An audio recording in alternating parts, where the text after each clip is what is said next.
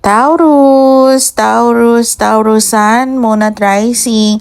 Welcome back today sa ating weekly reading. At bago tayo magsimula, may isang bagay akong gustong sabihin sa'yo. Huwag mong i-ignore yung nararamdaman ng katawan mo ngayong linggo. Kasi may energy dito na parang sanay kang sabihin na okay lang ako, lilipas din to.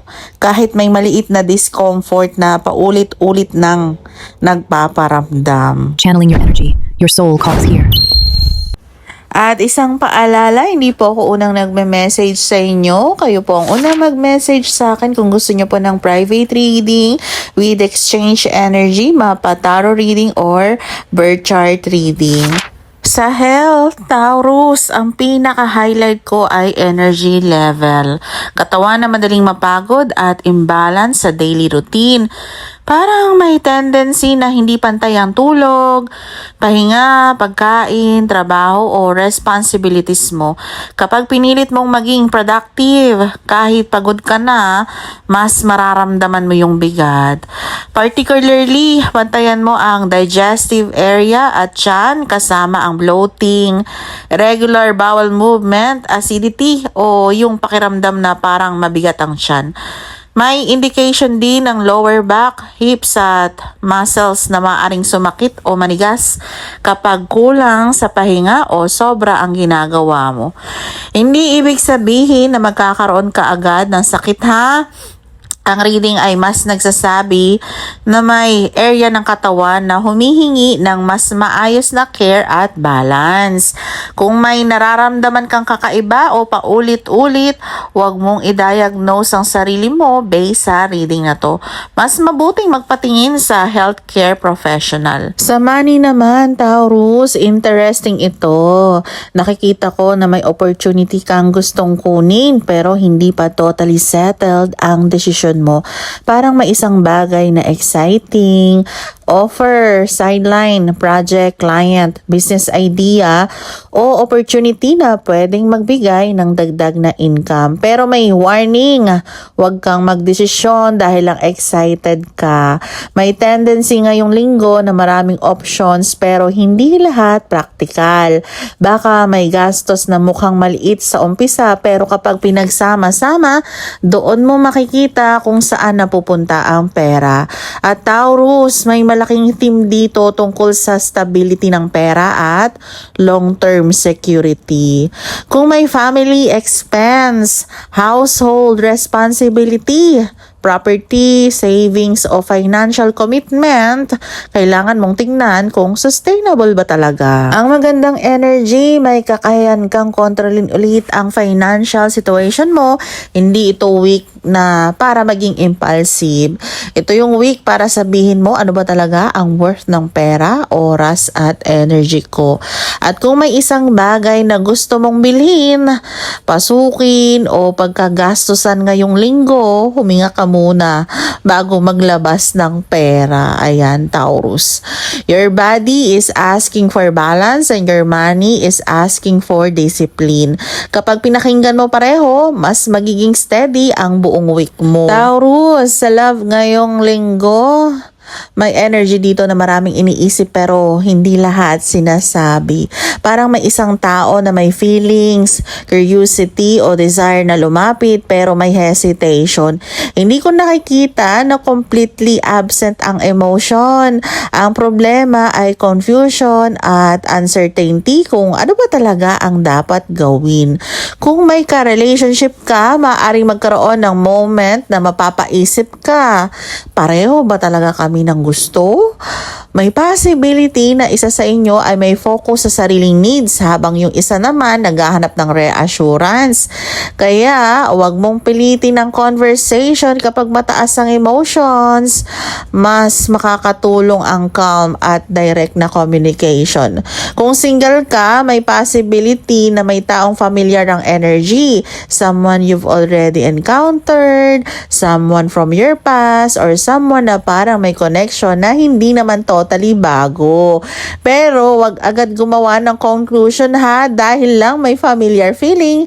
Observe muna kung consistent ba ang actions.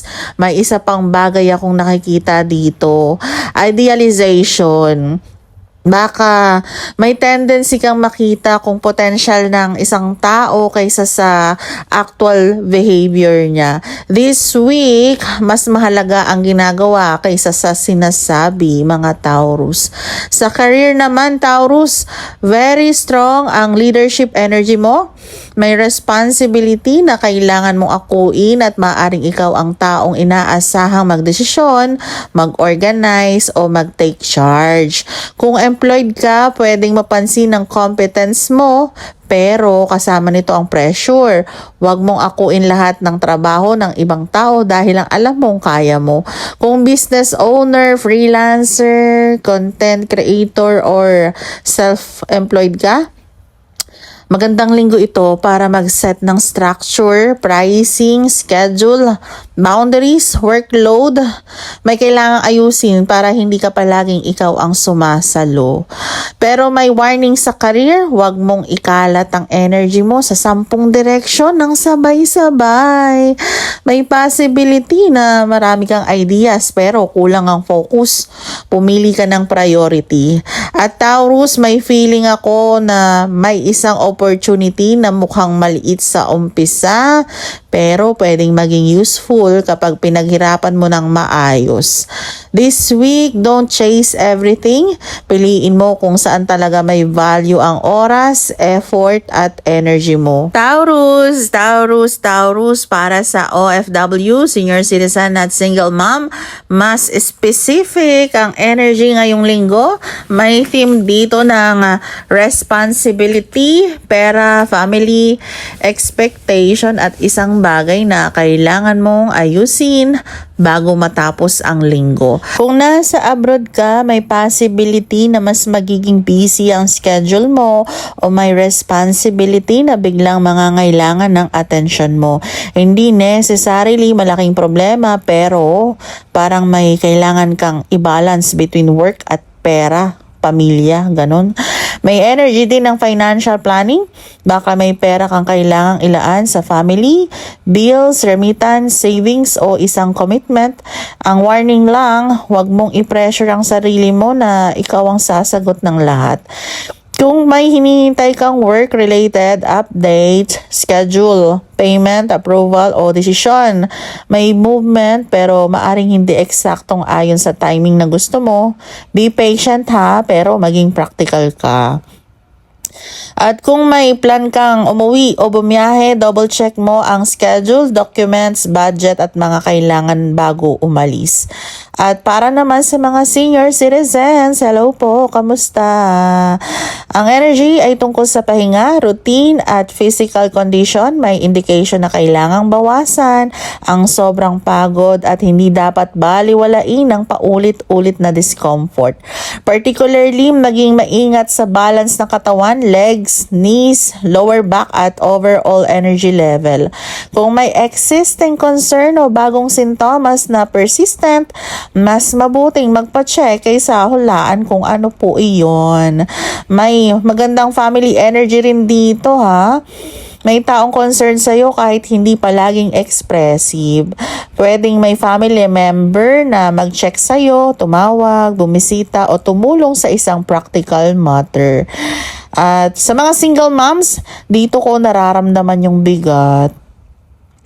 Parang ikaw yung taong kailangan maging strong kahit minsan gusto mo rin namang may sumalo sa'yo. Ngayong linggo may focus sa anak, household expenses, schedule at financial responsibilities. Possible, may gastusin na hindi mo eksaktong pinaghandaan, kaya kailangan mong mag-adjust mga mommies. Pero may magandang indication na may support or assistance na pwedeng dumating through family, someone familiar or a person who genuinely wants to help. Sa love, wag mong tanggapin ang bare minimum dahil lang pagod ka ng mag-isa. Kung may taong lumalapit, tignan mo muna kung kaya niya maging consistent. Not just sweet kapag convenient sa kanya, ha? At may isang bagay akong gustong ipaalala sa mga single moms. Hindi mo kailangang patunayan araw-araw na kaya mong gawin lahat ng mag-isa.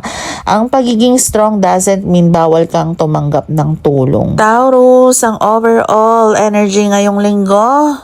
Responsibility first, pero huwag kalimutang alagaan ang sarili mo habang inaasikaso mo ang ibang tao. Ayan mga Taurus, ha? Taurus, bago tayo matapos sa reading na to, ito yung pinaka-message na gusto kong iwan sa'yo ngayong linggo.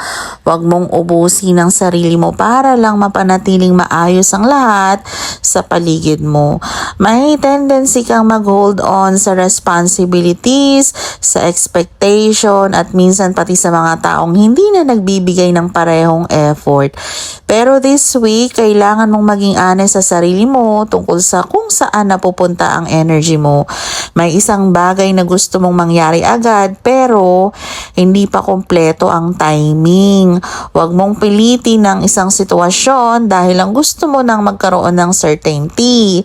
May mga bagay na mas malinaw kapag hindi mo hinahabol. Sa money, be practical. Sa career, take control pero wag akuin ang lahat, ha? Sa love, look at consistency, not promises. At sa health, listen to your body before exhaustion forces you to stop.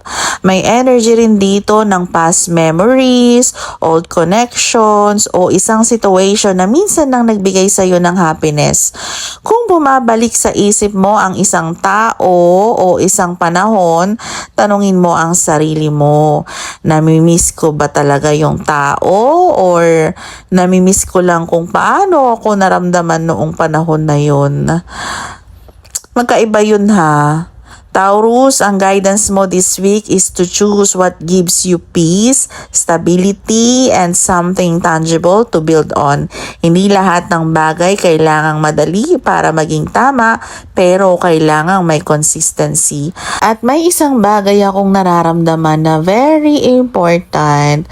May potential ka magkaroon ng maliit pero meaningful na win ngayong linggo, ha?